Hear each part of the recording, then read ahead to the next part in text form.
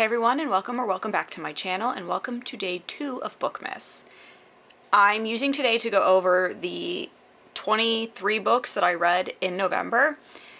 Most of these books were vlogged, so I'm not going to go over them in great detail. I will tell you which vlog from November they were in, and then my ratings, maybe some overall thoughts.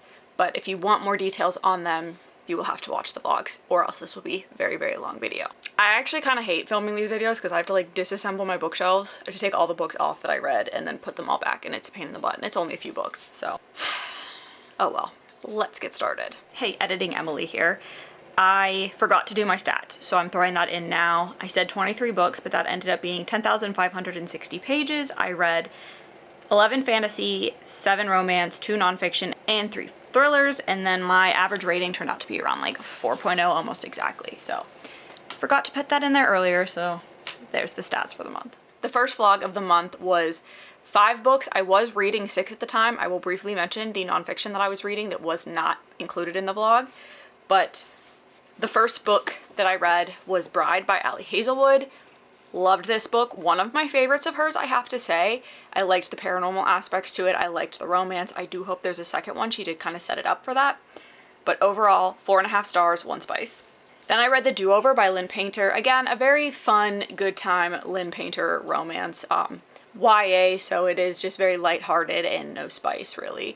So, all I really look for in a Lynn Painter book is exactly what this gave me, which is a fun time, a quick read, and a lighthearted romance. 3.5 stars, half spice.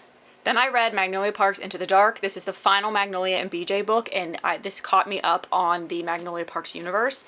As of now, I know there's going to be 2 more Daisy Hates books, but this was probably the first Magnolia book that I really enjoyed. I really liked this book. I thought it wrapped up their story very well, and it was the first time that I really felt for the couple more than the other 2 books, because the other 2 books, they just annoyed me so much that I was like, they don't deserve to be together. I'm probably going to get a lot of hate for that, but I really liked how Jessa Hastings wrapped it up in this book, and the things that like they helped each other through, and how their relationship grew, not only as a couple, but as like partners and friends and everything. So adored this one. This was a 5-star read and 1.5 spice. Throughout this vlog, I was reading The Ghost of the Shadow Market, which is one of the companion novels in the Shadowhunters universe, and this follows one character in particular and his goings on with the shadow markets throughout the years.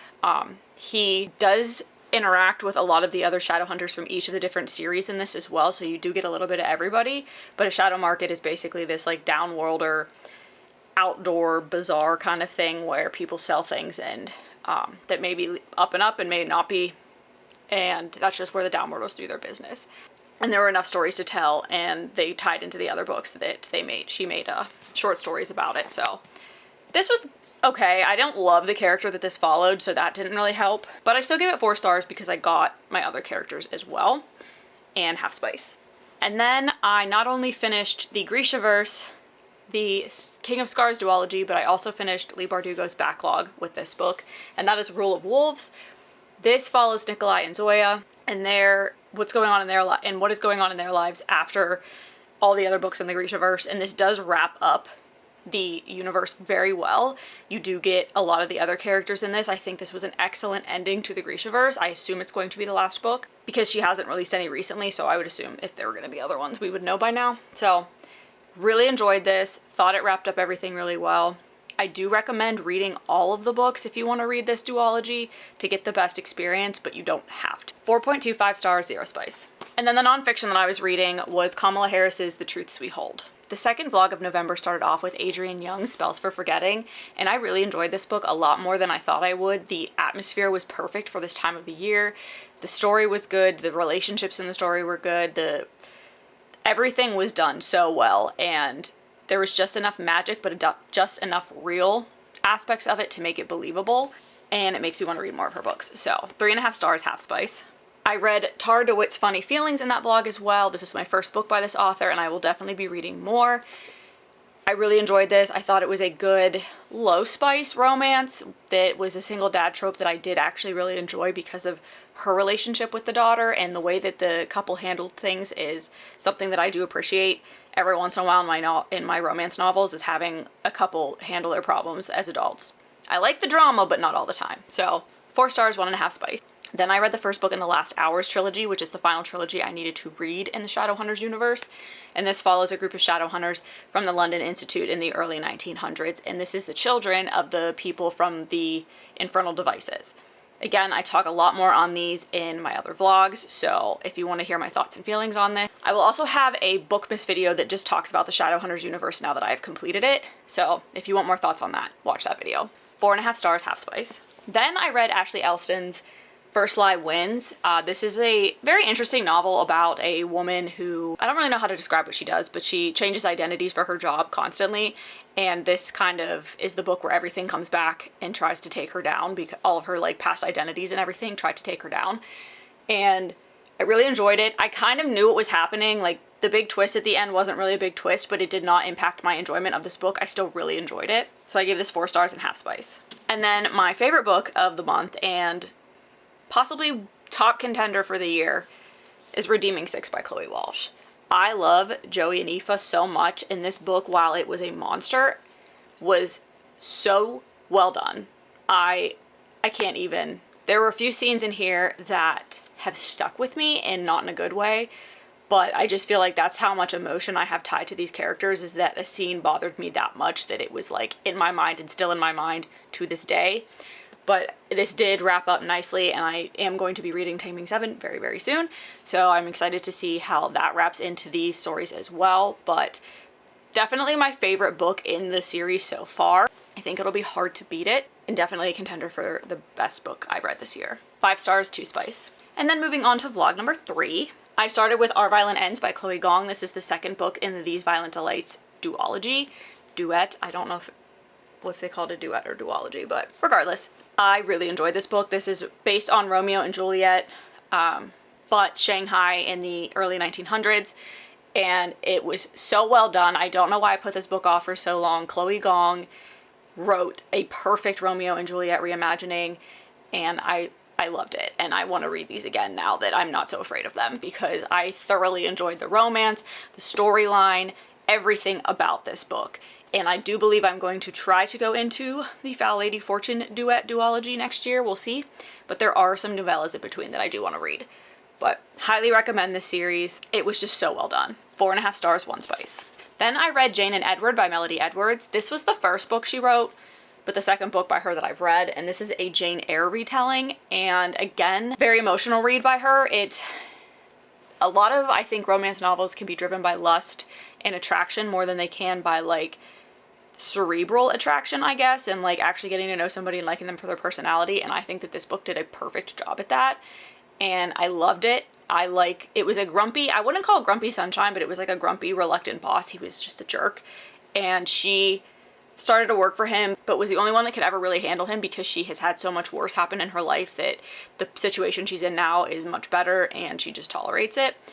And from that, he grows to respect her more and appreciate her more, and then the relationship grows out of that. And it is a beautiful story. 4 stars, half spice. And then I read Final Girls by Riley Sager. I have 1 more of his that I own that I have to read, and I think 3 more of his books total. But probably one of my favorites by him. I didn't see the major twist. I knew something in that along those lines was going to happen, but I didn't see it until like right before it was going to happen.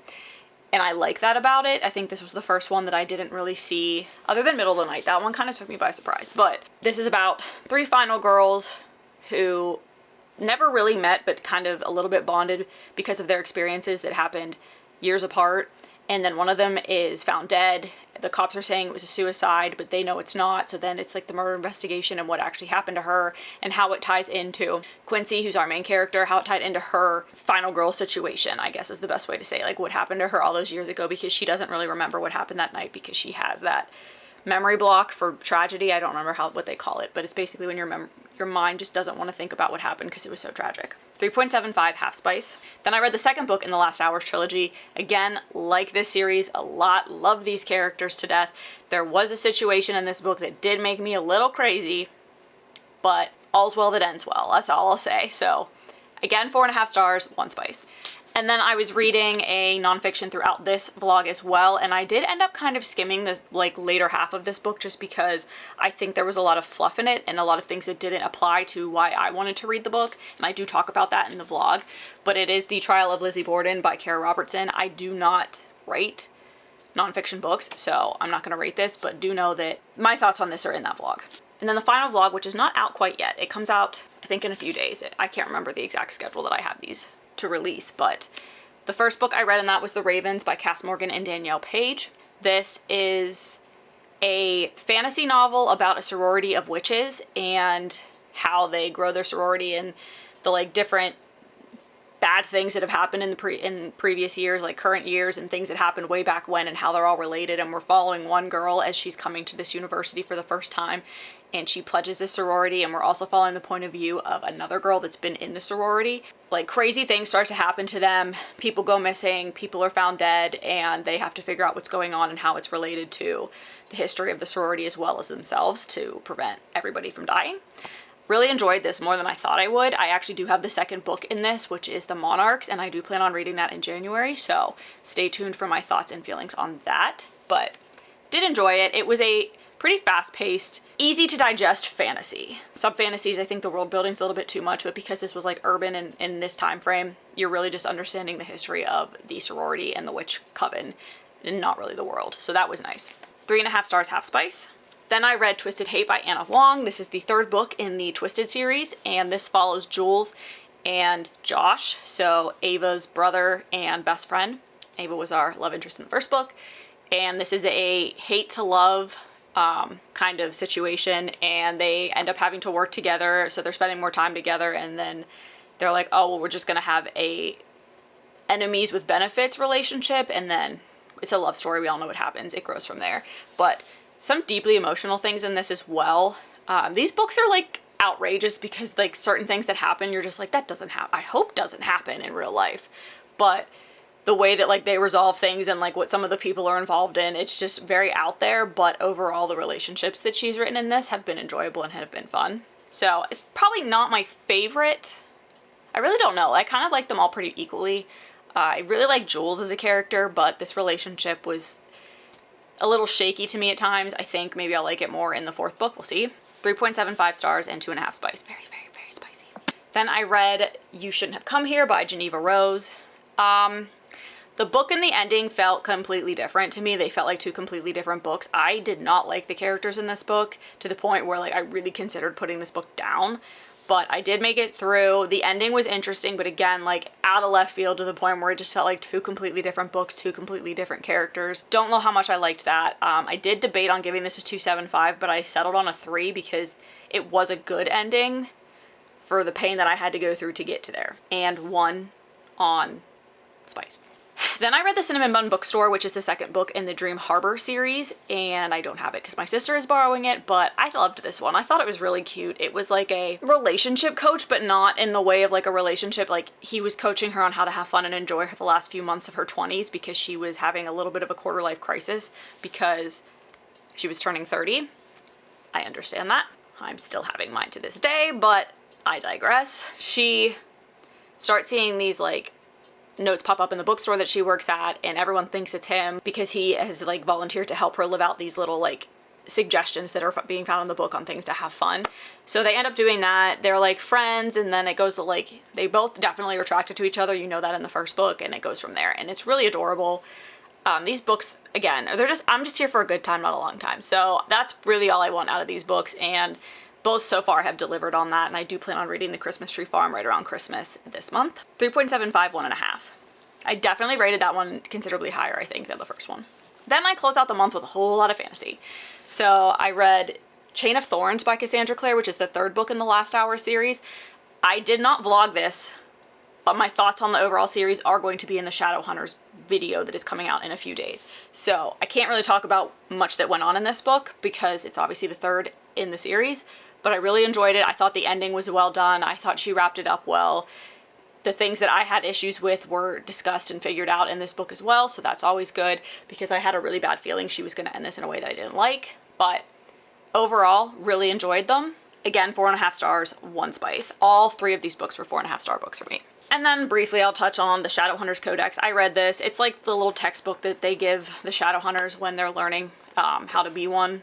And it shows them like the runes and it explains all the Downworlders. It was something I read on Thanksgiving because I had a little bit of spare time and I could read it while I was like interacting with my family and stuff. So I just gave this a 3-star. There's really nothing to it. So, but I read it. I ended the month reading Quicksilver on Kindle Unlimited by Callie Hart. And let me tell you, I have not stopped thinking about them since I finished that book. My life is forever changed. I am so angry that I hate the cover of that book too because I want to buy it so badly to put on my shelf because I loved it, but I hate the cover and I will not buy that cover. And I know that there's a discreet cover, but it's not available right now because it's being, I think, traditionally published. It comes out in like 2 days from now. But the regular cover has still stayed the same and I'm just not a fan. So I'm gonna keep my eye out for a special edition where hopefully the cover doesn't have Kingfisher's face on it. Not that he has an ugly face, I just don't like real looking people on my books. But anyway, so this follows Ceres and Kingfisher. Ceres is a girl from the like human realm and she's like a thief, lives in one of the lower parts of the kingdom and ends up getting herself into a situation where she's taken prisoner by the queen. And from there, something happens where she ends up in the fairy realm. She's like the only person that can save the fairy realm and she ends up meeting like all the different characters that we have out of there, and Kingfisher being the one who brought her to that realm. I freaking loved this guy. Like, he was just the perfect amount of sass in a man that just makes him funny. And you could definitely tell he was like closing himself off because he didn't want to become attached to her. And he was funny about it though. So he's frustrating but funny at the same time.